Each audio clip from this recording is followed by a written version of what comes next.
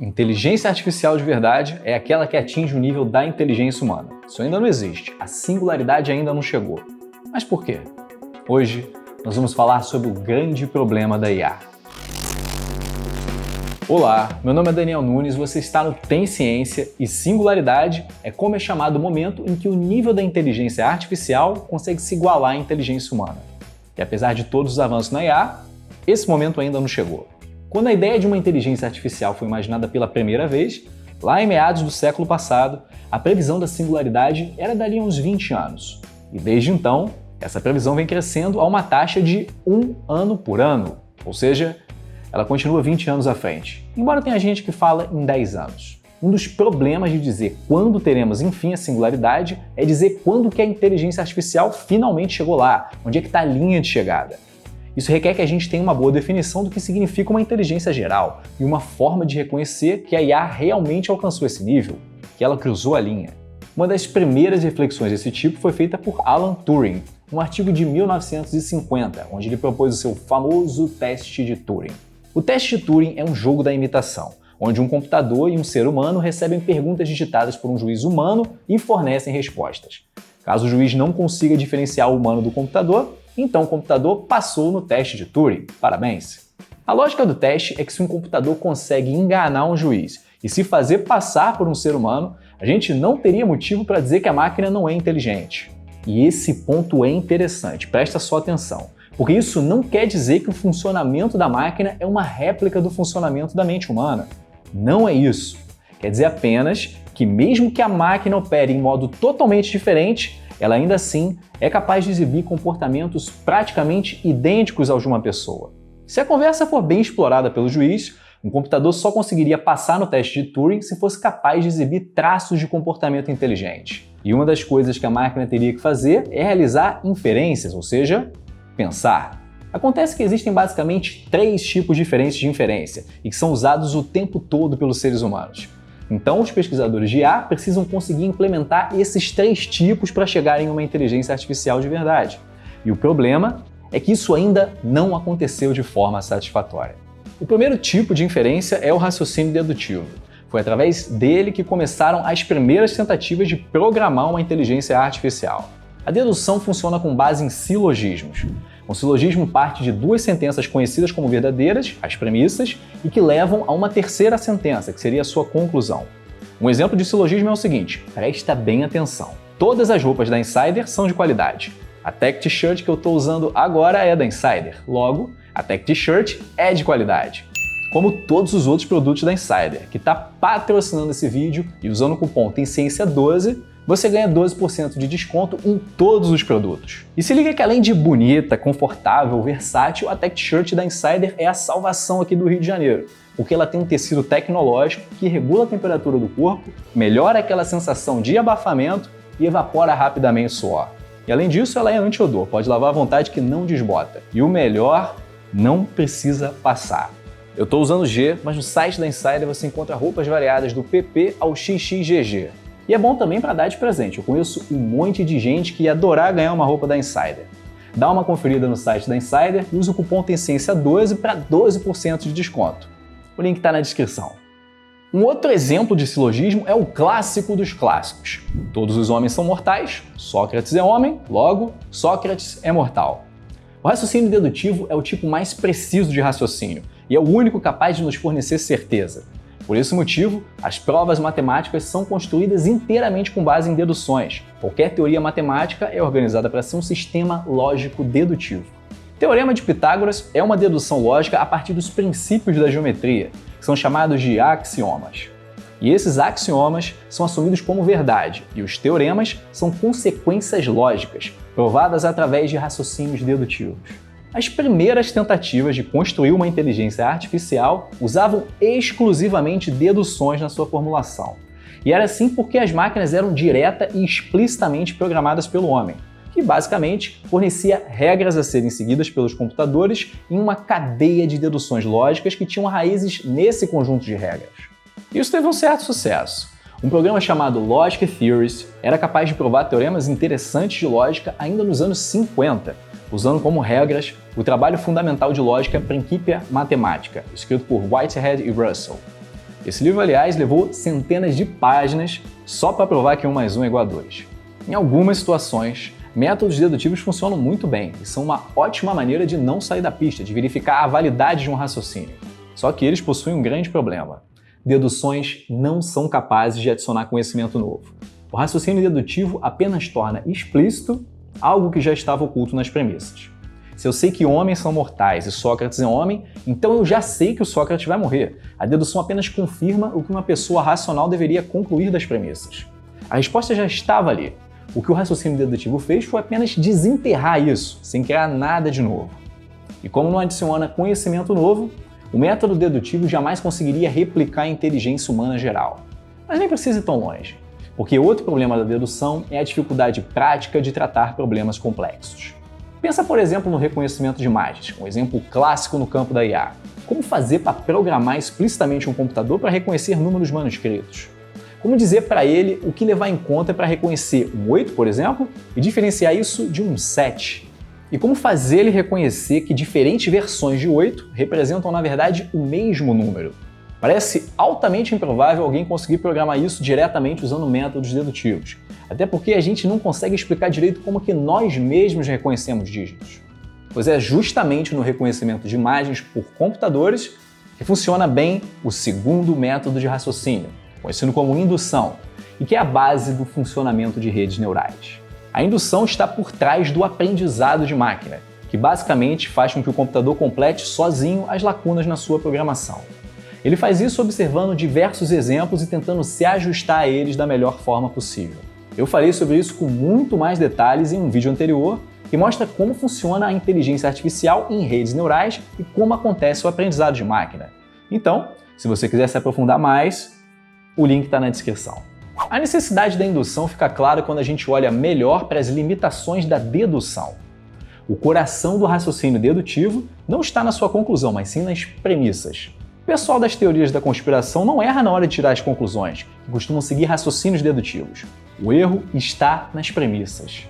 A preocupação com as premissas é uma característica da ciência moderna e é justamente o que diferencia as ciências da matemática. Na matemática, a escolha de premissas é completamente arbitrária. Não existe apenas uma geometria, mas sim várias, que mudam de acordo com a escolha dos seus axiomas. Cada uma dessas geometrias é correta dentro das suas regras, e não existe um questionamento sobre qual delas é a verdadeira geometria. Essa é uma pergunta que o matemático nunca vai fazer.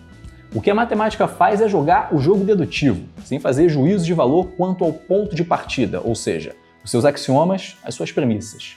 Já a ciência, não. Como a ciência é uma forma de compreender o mundo real e não uma exploração abstrata de conceitos, como é o caso da matemática, o cientista precisa o tempo todo avaliar as suas premissas se elas são corretas ou não, ou seja, se elas representam ou não a realidade. Uma vez que Newton enunciou as suas leis da mecânica, o resto que se segue é apenas raciocínio dedutivo. Em outras palavras, dadas as leis, o resto é matemática. Quando Einstein exibiu uma teoria diferente de mecânica, o que mudou não foi a parte da dedução, e sim a parte das premissas. As leis de Newton foram substituídas pelas leis da relatividade. Então o avanço do conhecimento só foi possível não por causa do método dedutivo, mas sim por conta da formulação de leis novas, da adição de conhecimento. E uma das maneiras de se fazer isso é através da indução. Cientistas raciocinam indutivamente a todo momento.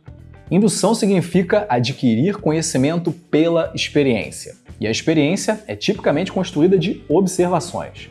Então o que a indução faz é olhar para casos particulares e generalizar. Por exemplo, eu retiro um grande número de bolas de um saco e verifico que todas as bolas retiradas são brancas. E uma inferência indutiva seria concluir que todas as bolas do saco são brancas. Repara que isso é conhecimento novo. E repara também que é um conhecimento incerto. Até olhar realmente todas as bolas, eu não tenho certeza de que as bolas são todas brancas.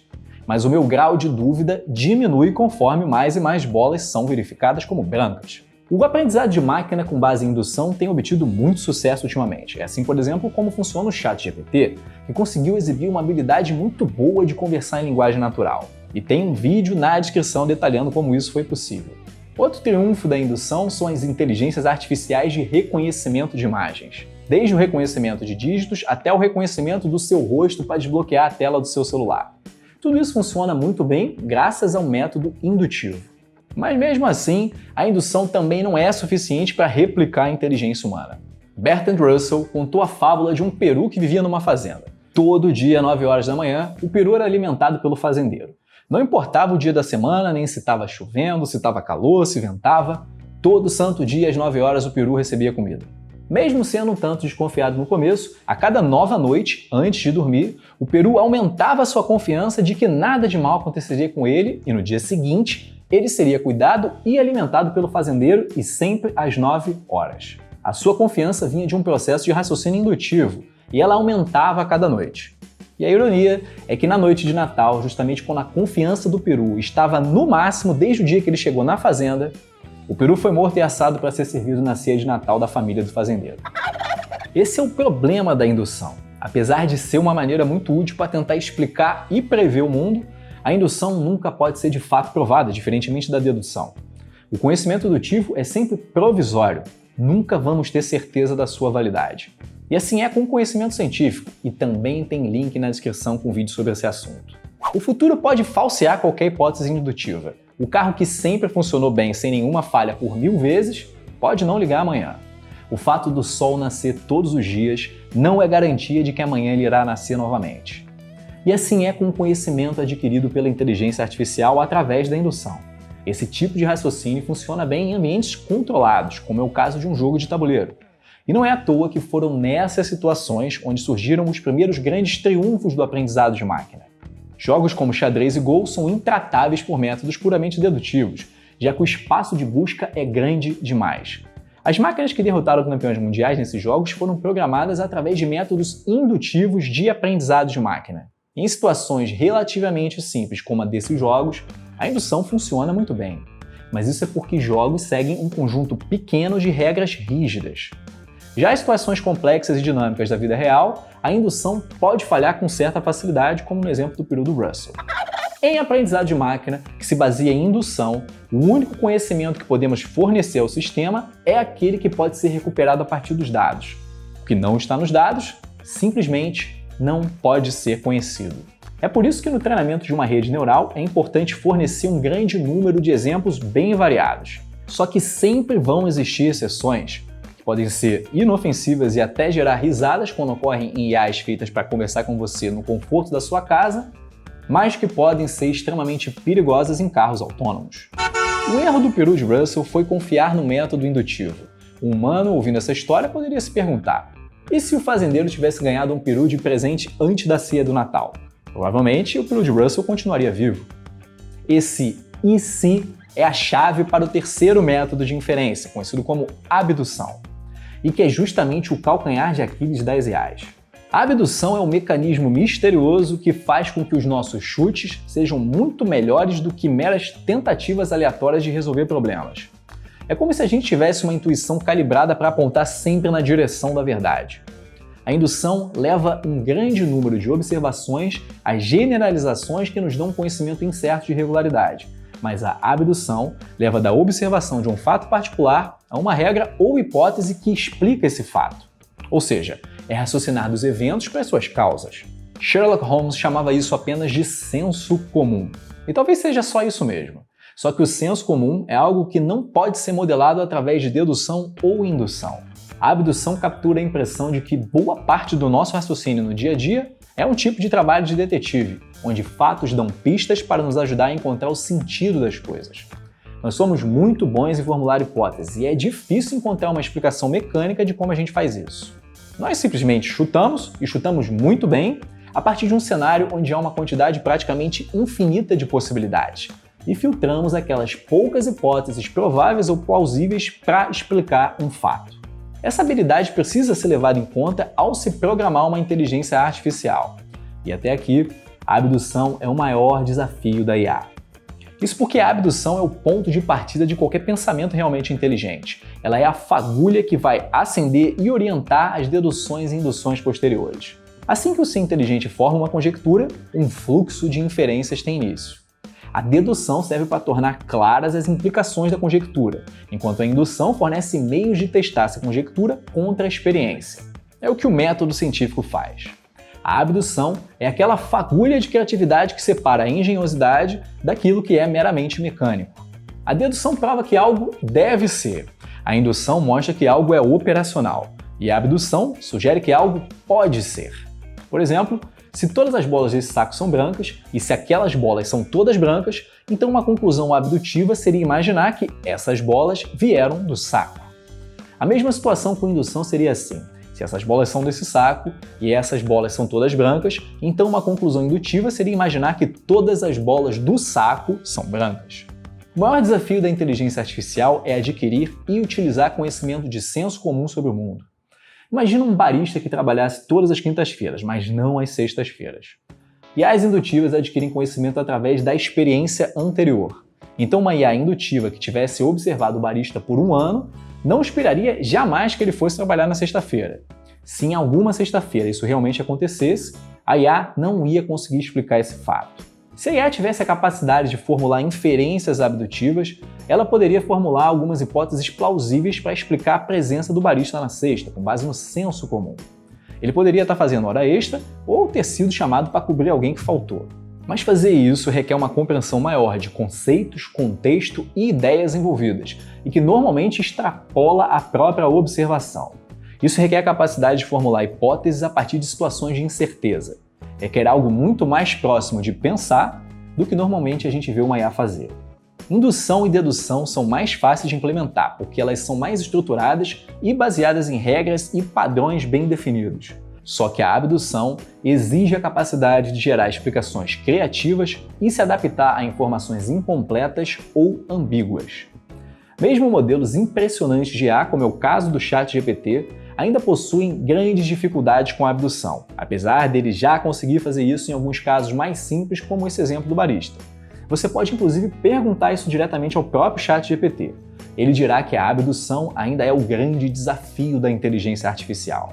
Isso fica evidente quando você coloca o ChatGPT para resolver problemas de raciocínio lógico que dependem da formação de hipóteses a partir de pouquíssimos exemplos. A indução faz bons resultados quando tem muitos exemplos disponíveis, mas com poucos casos, a indução fica cega e é necessária uma sacada, uma ideia, um estalo, que são os raciocínios abdutivos. Nesse exercício, os exemplos escondem um certo conceito abstrato. No segundo momento, com imagens diferentes, é perguntado como ficaria a imagem final após a mesma lógica ser aplicada. Humanos usariam o raciocínio abdutivo para formular uma hipótese que explicasse os exemplos e resolveriam esse problema com uma certa facilidade, uns mais, outros menos. Já o ChatGPT-4 teve um índice de acerto de apenas 30%, o que definitivamente mostra que ele não foi capaz de formular um raciocínio abstrato que representasse o conceito envolvido. Mesmo as melhores IAs ainda não conseguem olhar para uma situação complexa, filtrar uma infinidade de possibilidades e ter uma sacada brilhante e criativa capaz de fornecer uma explicação, como um Newton, um Einstein, um von Neumann ou um Turing fariam, e graças a isso, mudaram o mundo. Ou até mesmo qualquer um de nós faz, seja nos nossos melhores momentos criativos e brilhantes, seja apenas em simples testes de QI. Mas até quando vai ser assim? E quando não for mais assim? Muito obrigado aos membros do canal e não se esqueça de deixar o like, se inscrever e até o próximo vídeo.